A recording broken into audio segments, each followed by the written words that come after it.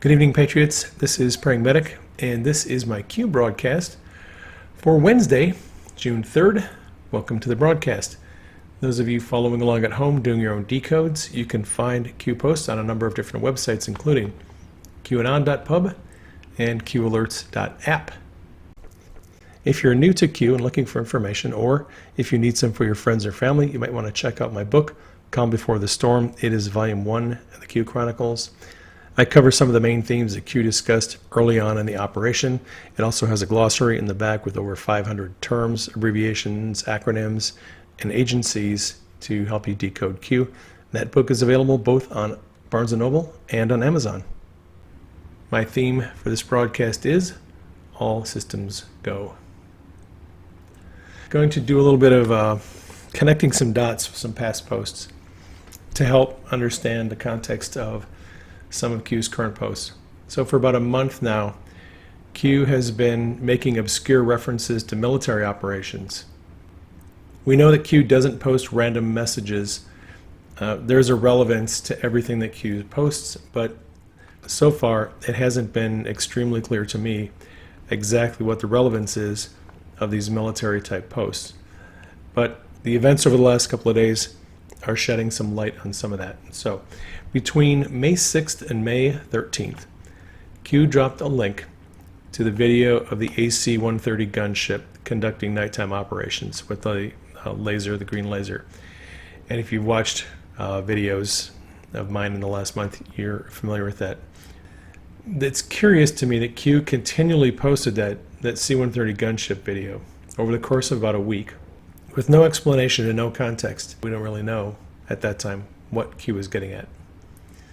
Then on May 24th, Q said, without providing any context, ILS approach looks good. This is in response to an anon.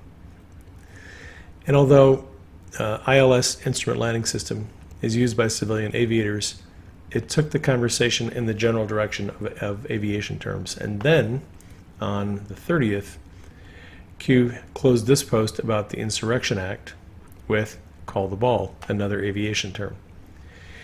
That is for when an aviator is coming in and they're looking to be on the right glide slope approach to the aircraft carrier.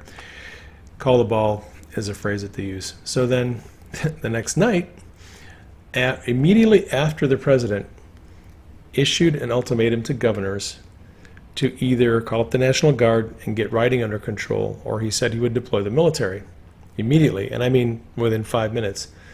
Q posted this: Roger, ball has been called, good and green, Q. So I'm taking this as a signal that a lot of this military talk has something to do with the operation to deploy the military to bring rioting under control. So then Q posted this. It's an old drop from October 31st or November 1st, depending on what time zone you're in. This post was near midnight. It could show the date of November 1st. It could also show the date of October 31st, just depending on your time zone. So don't be too confused about that. This post, Q wrote, think about it logically. The only way is the military. Fully controlled, save and spread once 11.3 verifies as first marker. Biggest advance drop on poll. Poll is politically incorrect. That is the board that this post was made on. Q also posted this tweet by the president. This was a tweet on June 1st, and the text of it is November 3rd. All right, and then Q wrote, all systems go, Q. So I think obviously we're still talking about military operations. The president didn't actually give us any context for November 3rd. Now, you would assume that it was just in relation to the coming election, and that's possible. But it could also be related to this post by Q as a marker. That's what Q is getting at. So this is the original post from Q. The interesting thing about this post is there wasn't a date specified. Right? It just says once 11.3 verifies as first marker. Well, 11.3, well, what's the year? We don't know. Now, the context of that post on October 31st was the prediction by Q that Podesta and Huma Abedin would be indicted on 11.3 and 11.6. So most of us were assuming that 11.3 verifies its first marker was referring to Q's prediction of Podesta's indictment. But now we're looking at this thinking, well, was Q actually predicting a military operation that was going to take place in 2020? That is a very interesting possibility. The takeaway from this is that the military is being deployed to restore peace and quell the rioting. Yesterday it was announced that the Pentagon was moving 1,600 troops, including infantry, to bases in the D.C. area. Now, there's some controversy over this because Defense Secretary Esper initially sent some of those troops home today, and then a couple of hours later there was an announcement that Esper had reversed course and he is having those troops stay in the D.C. area. That's a developing story, so stay tuned for more information on it. A lot of people ask why Q predicted that Podesta, Hillary Clinton, and Huma Abedin would be arrested or indicted, and they weren't. Doesn't that prove that Q is an unreliable source of information? Well, Q is an unreliable source of information because Q provides disinformation. So we know that the Saudi government donated between $10 and $25 million to the Clinton Foundation. That sort of makes Hillary and Podesta assets of the Saudi government. Now, imagine if you are a member of the Saudi royal family and you see some guy on 4chan predicting that Hillary and Podesta and Huma Abedin are going to be arrested or indicted on November 3rd. You might be focusing your attention, maybe deploying assets and trying to secure the safety of those people. Imagine their surprise when on November 4th, it was the members of the Saudi royal family that were arrested. It was a diversion. It was just to take attention of the Saudis, put it on American politicians, when in fact the Saudis should have been taking care of themselves. All right, moving along. Q posted a link to a tweet and video featuring Hillary Clinton and George Soros. I'll let you listen to this. It is not enough for America's future that some participate and others don't. We have been given an extraordinary blessing, and at this moment in time, our country needs us. And we need people like George Soros, who is fearless and willing to step up when it counts. So please join me in welcoming George Soros.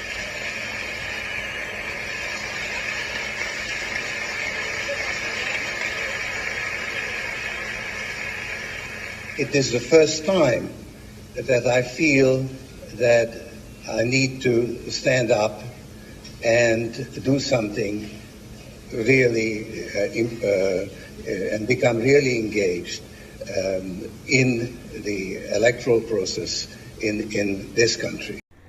And Q then said, expect us. Q. Expect us seems to be a little jab at Anonymous. There's an internet rumor going around that Anonymous has a bunch of dirt on President Trump, and apparently Q, I think, is letting Anonymous know that he doesn't really care about them and he's not concerned.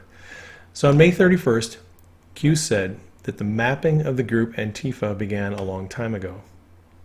All right, this is pink post here is the 31st. Q reposted that and a link to an article by Fox News revealing the fact that high-ranking members of Antifa are likely to be indicted soon. Q posted a quote from the article. But even before riots exploded across the United States in the aftermath of George Floyd's death, federal and local officials have long been investigating the inner workings and revenue stream of the anarchist left-wing outfit, and arrests among its highest ranks may be imminent. Intelligence sources pointed out that indictments had been building for some time, and a close examination of funding revenues remains under the microscope. While Antifa operates as something of a leaderless, militant wing, sources closely engaged in the matter said there are identifiable top brass driving and inciting criminal activity. Q. So here's the link to the Fox News article, and then Q posted an American flag. We are united. We will prevail. God bless America. Q. All right. A little more history. So between May 22nd and June 3rd of 2018, Q did not post. That is a 11-day space there where there weren't any posts from Q. When Q returned, he explained blackout was necessary. We have this post, boom, boom, boom, boom, a week to remember, dark to light, blackout necessary. Q. The boom for this week was in reference to the fact that President Trump made a trip to Singapore that week. He actually left on June 9th and met with Kim Jong-un and signed the first step in a nuclear disarmament treaty. Now, we have this photo that went viral on Twitter. It was posted by a number of news outlets, and they claimed that this was a picture of the White House on Sunday night, when in fact it wasn't. This is an old picture from about 5 years ago. There was these accusations that the president had turned off the lights in the White House because he was afraid, he was cowering in the basement, in the bunker. There's all this rumor going on about the president, right? So Q posted a photo of that darkened White House and the boom, boom, boom post, dark to light, from June 3rd, and said, dark to light, Q. All right, so dark to light, June 3rd. This post, June 2nd, dark to light. A few minutes later, Q posted this, Proverbs 13:9. The light of the righteous shines brightly, but the lamp of the wicked is extinguished. Q. Well, here's another verse. Let your light shine before men, that they may see your good works and glorify your Father who is in heaven. And I'm going to address this because I know people are going to be curious about it. So, President Trump has been bringing up U.S. Attorney Huber. And this is his second tweet about Huber in the last couple of days. So, the President tweeted out, Undercover Huber is a great spoof. Funny, but at the same time sad. Because the real John W. Huber did absolutely nothing. He was a garbage disposal unit for important documents and then tap, tap, tap. Just drag it along and run out of time. AG Jeff Sessions was played like a drum. Okay, so ask yourself, why is the president highlighting U.S. Attorney Huber now? Why? Why all of a sudden is the president interested in shining a light on Huber and what Huber is or is not investigating? Now, we know from a year ago, there was this interview with Attorney General Barr. This was on May 30th, I believe, of last year. This is what Barr said about Huber's investigation. Huber had originally been asked to take a look at the FISA applications and the electronic surveillance, but then he stood back and put that on hold while the Office of Inspector General was conducting its review. So he has not been active on this front in recent months, and so Durham is taking over that role. The other issues he's been working on relate to Hillary Clinton. Those are winding down, and hopefully we'll be in a position to bring those to fruition. So the question is, what exactly is going on with U.S. Attorney Huber? You can just sort of ask yourself a few questions to figure this out. Ask yourself if you think President Trump actually knows what is going on with Huber's investigation and what is happening with Durham's investigation. I think the president does know what's going on with Huber and with Durham. Publicly, Trump has said he is not involved and does not know the details of these investigations.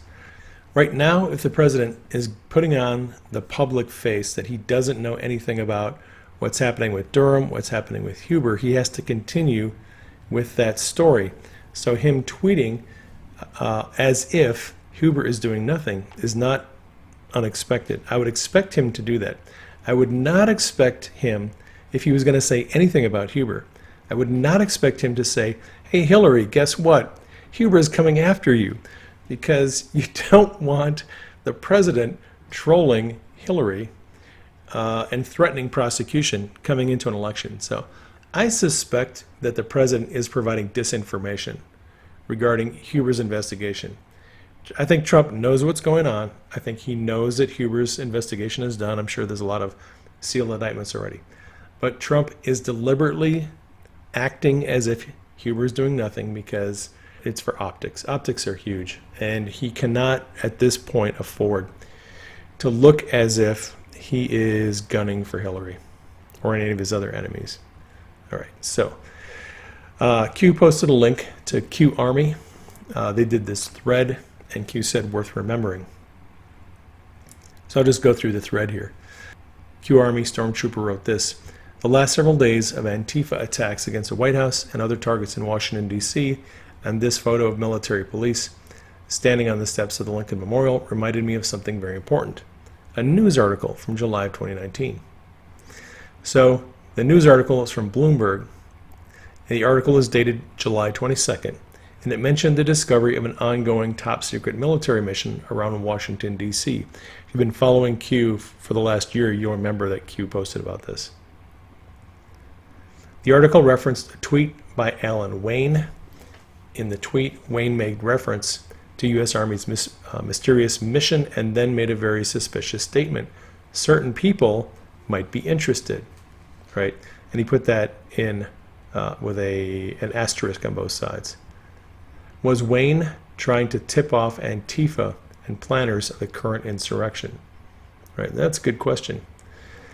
So here's a screenshot of the tweet and the Q post with Alex Wayne's tweet about that. And then he says, now let's go back to the July 23rd tweet referenced in the article about the secret military operation. Let's focus on the government document that he linked to in the tweet. Here's a document. The document said, the Army will be creating a SCIF to support secure mission communications and information at Davidson Army Airfield. Q Army Stormtrooper goes on. SCIF stands for Sensitive Compartmentalized Information Facility. Q mentioned such a facility in drop number 14 on October 31st, 2017, along with mentioning Antifa by name and asking the question, what happens if Soros-funded operations get violent and engage in domestic terrorism? Boom. Q then reposted that drop that the Anon was talking about, highlighted SCIF military intelligence, and wrote this: 10/31/2017 underscore 10 o'clock and 15 seconds. Full circle. Why is Antifa allowed to operate? What happens if Soros-funded operations get violent and engage in domestic terrorism? What happens if mayors, police, commissioners, and chiefs do not enforce the law? Think recent events. You have more than you know, Q. So Q here was telling us the entire time, 3 years ago, that there was likely to be unrest, there was likely to be acts of domestic terrorism, but that the military would handle it when local law enforcement would not. So M. Faust tweeted this out, the vagrant Pepe. 2 years, 7 months, and 1 day ago, we were told there would be riots. We were told there would be temporary military control.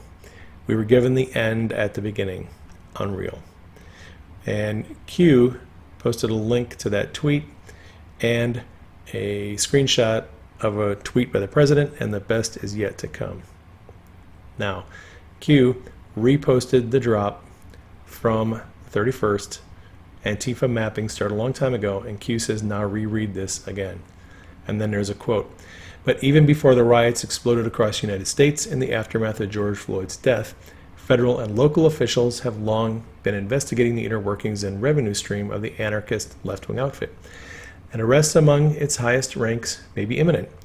Intelligence sources pointed out that indictments have been building for some time, and a close examination of funding revenues remains under the microscope.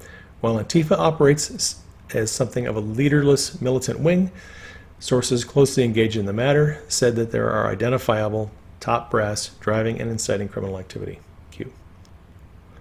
Q posted this around midnight last night. Mistakes to some are roadmaps to others. Q. This afternoon, Q posted this, and this, I think, has to do with the fact that Barack Obama had a live address to the Americans about the violence and the rioting.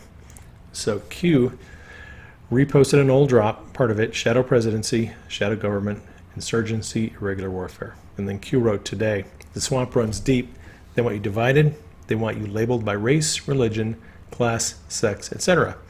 Divided, you are weak, no collective power. Divided, you attack each other and miss the true target, which is them. MSDNC projection regarding the scope and size meant to instill fear and basic follow the pack mentality. Psychology 101, echo chamber, groupthink. If the majority of people thinks XYZ, XYZ must be true. Pro-America versus anti-America. Reobtain power by any means necessary. Prevent public exposure of truth. Prevent accountability. Your life means nothing to them. Sheep. You are a vote when it matters and a dollar sign when it does not.